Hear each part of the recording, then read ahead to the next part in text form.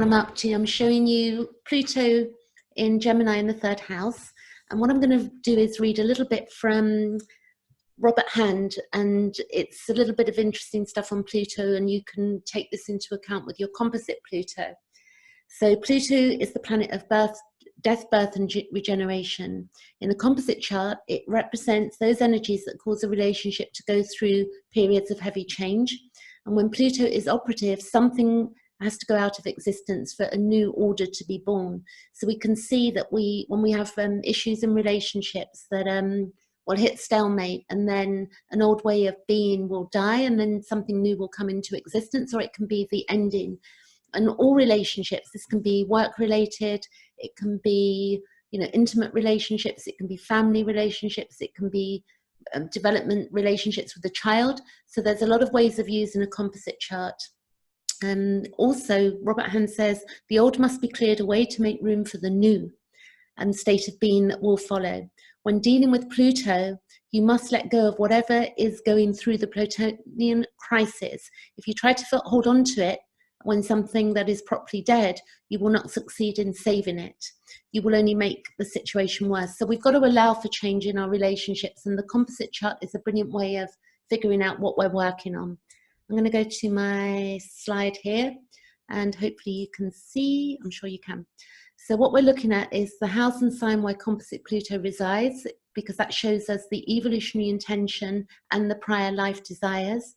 Then it shows us where the relationship left off, and then the polarity point shows us the way forward to resolve our karmic issues. So we all look at karma in different ways, but basically I see it that we're all learning, we're all resolving something within ourselves for our souls to develop and grow.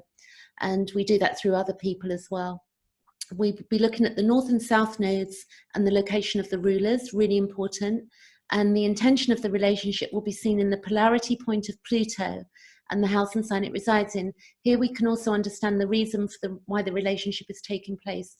So Pluto, the soul's evolution through relationship, volume 2, Jeffrey Wolf Green, you can look at that. What we've got here is that this is my natal chart, and my Pluto is up in the 9th house with my Uranus on the MC, on the MC. And what you can see here, this is actually a composite chart of me and a friend, and we've got a 10th house composite Pluto, and all of this is very meaningful and defining, but clearly you'd have to have it read, and that's what I do for people. I help people understand where they're at in relationship to each other, as well as on a natal chart. So here goes composite Pluto in the 3rd house. I'm going to give you a quick read so you can understand this. Some notes I've written down.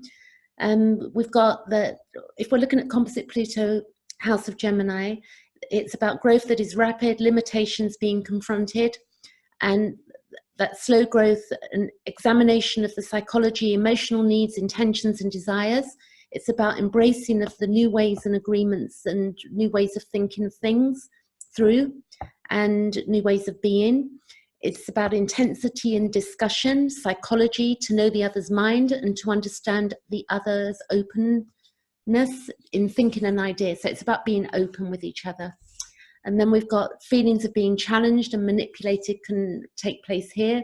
Needs must be openly and honestly communicated when you have Gemini, Pluto in Gemini or in the 3rd house composite. To what you out for unhealthy persuasion and brainwashing. There can be resistance and repulsion from past life dogma. So clearly we see that in the nodes as well, the north node and the south node specific on past life.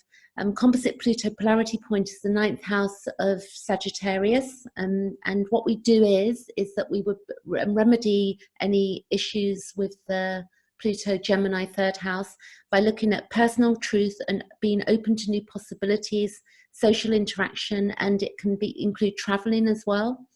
Learn to shift to right brain away from the left brain, analytical, and using your intuition and deeper awareness, knowing what is right and what is wrong for them as a couple, knowing what to act on and what not to act on, looking at the difference between responses and reactions, learning to not control existing dynamics.